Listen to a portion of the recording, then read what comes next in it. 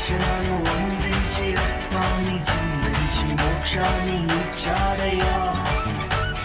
ధనవంతుడుగా మనలను చేయ దారిద్ర్యముందాడయ్యా. రక్షణను అందించి రక్తాన్ని చిందించి మోక్షాన్ని ఇచ్చాడయ్యా.